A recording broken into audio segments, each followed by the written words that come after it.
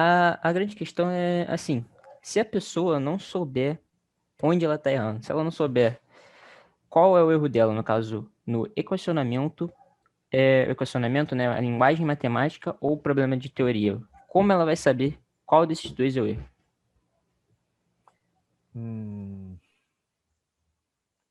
Se ela não souber se ela está errando no equacionamento ou na interpretação, não, mas isso aí é uma coisa que ela vai ser fácil dela identificar, a meu ver, tá? Porque olha Certo. só, se ela está conseguindo equacionar, vai ser claro para ela, né, que ou ela está errando, se ela estiver errando o equacionamento, na hora de resolver a questão, né?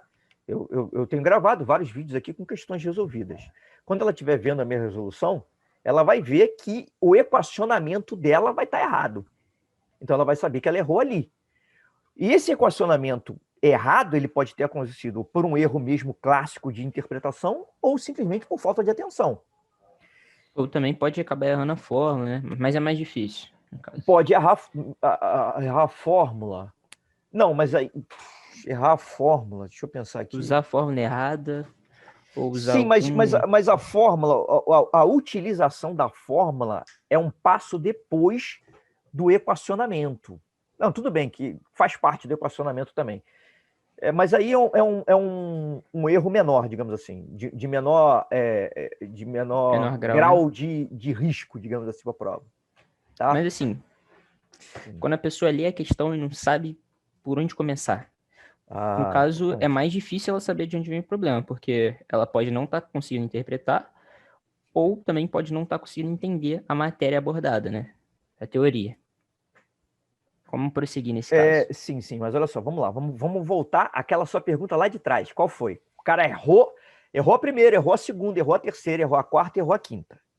Aí o Certo. cara demorou muito, né, para ter Chorou depois parado. disso. Ele demorou muito para ter parado. Se ele começar a errar em questão, para logo, não vai continuar fazendo questão, não. Volta logo para a teoria. Uma outra coisa muito importante também que acontece é o seguinte: vou relembrar, começa da questão mais fácil para a questão mais difícil.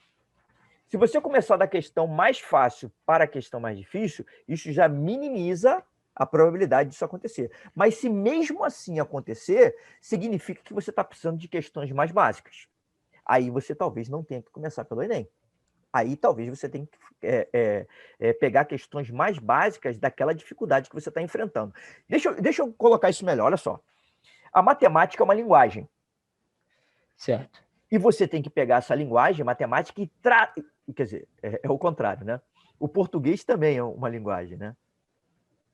É, uma Você, linguagem. e você tem que pegar o português e traduzir ele para matemática.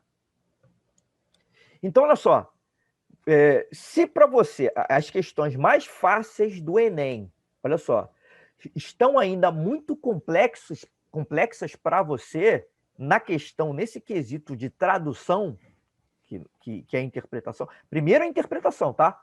A primeira coisa é interpretar. É você entender o que está sendo dito. Olha só, é igual numa outra língua mesmo, né? No inglês. Você pode chegar no nível de entender o que está sendo dito. Aí você vai ter que traduzir para o português. A tradução na matemática é o equacionamento, é você equacionar, na maioria das vezes, tá? É você equacionar, é você traduzir tudo aquilo que está escrito em português numa equação matemática.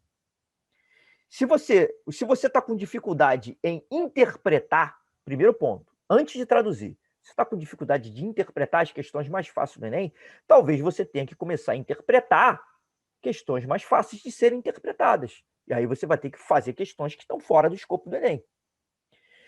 E da mesma forma, se você conseguiu entender tudo e está com dificuldade de traduzir, aí olha só, talvez não seja necessário você fazer outras questões.